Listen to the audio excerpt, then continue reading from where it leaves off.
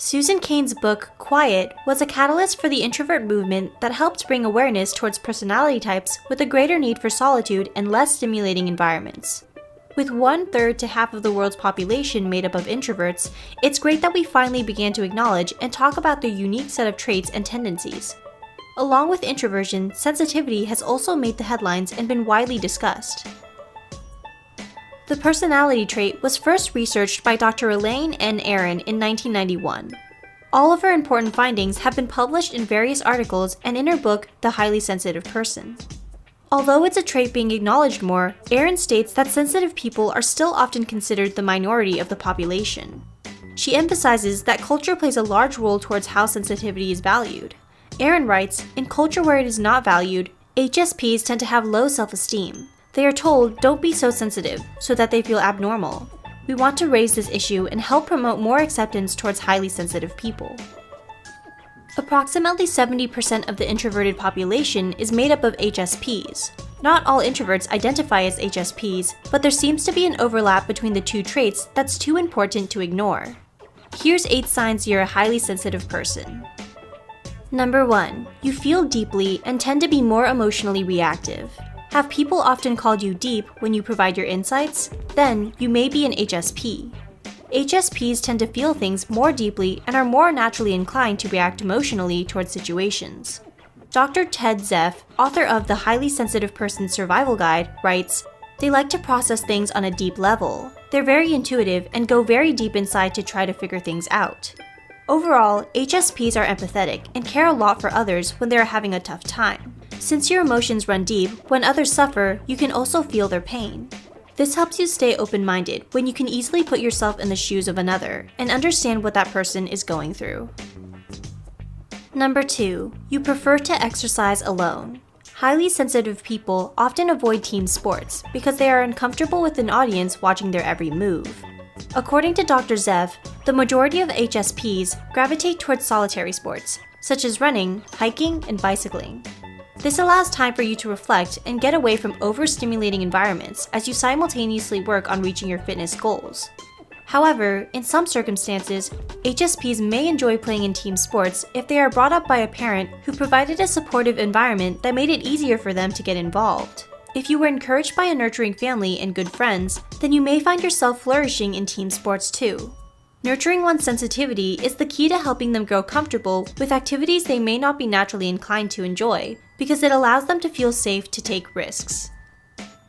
Number 3. It takes you longer to make decisions because you are concerned about making a wrong or bad decision.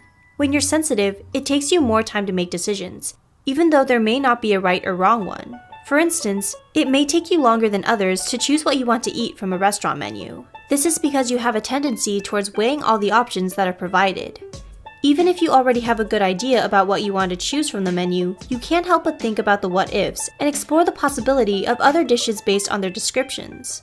As a result, when it comes to making big, life-changing decisions, such as where you want to move or what career you want to work, you may often feel paralyzed and overwhelmed by the various potential outcomes you imagine from each possibility.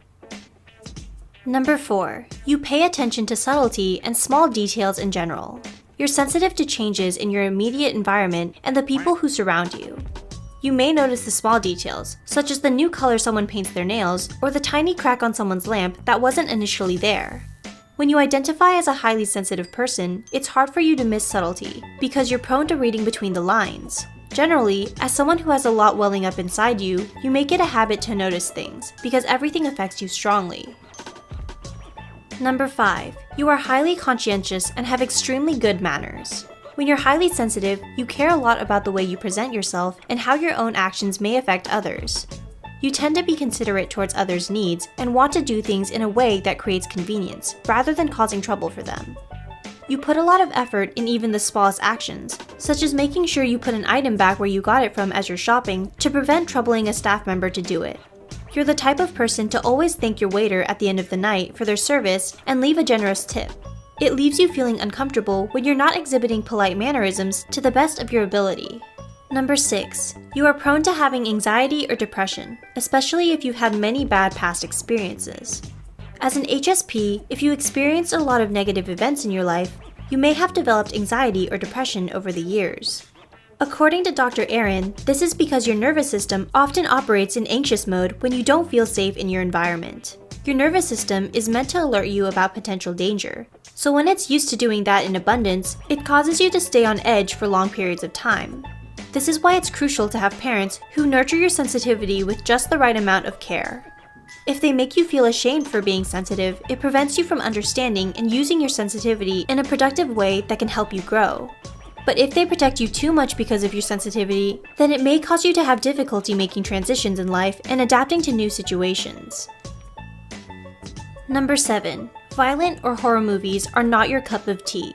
When you're highly sensitive, you are overly stimulated by violent or horror films that sensation seekers often get a good adrenaline rush from. Realize that there's nothing wrong with turning down horror movies. Your nervous system will be much happier that you did what's best for you. Number 8. You work well in team environments. When you're highly sensitive, you tend to be a deep thinker. This makes you a valuable person in team settings, because you're able to analyze situations and figure out how everyone's strengths and talents can be used to help the team work more efficiently. In addition, you can also identify many of the pros and cons when it comes to decision making. However, you may not be comfortable with being the person in charge of making the actual decisions. Instead, you may like to play the role of someone who negotiates and helps facilitate discussions, rather than the person who has to take action. Still, with the right amount of encouragement and good practice, HSPs can make exceptional leaders with their ability to empathize with their coworkers and having an open mind when problem solving. Would you consider yourself a highly sensitive person? Do you agree with these points? Leave your thoughts in the comments below. Don't forget to subscribe, and thanks for watching.